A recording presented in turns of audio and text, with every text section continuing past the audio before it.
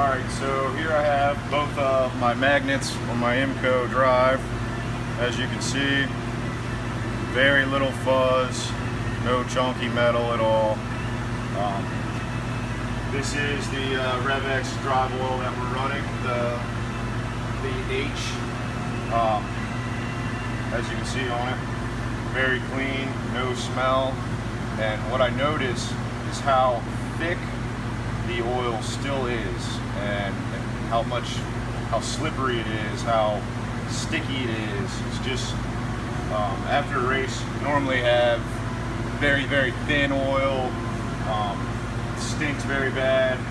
Normally a dark color. And this is looks the same way it came out of the bottle. So I would have to give that an A+. Thank you, REV X. I'll be racing next weekend. Push right again.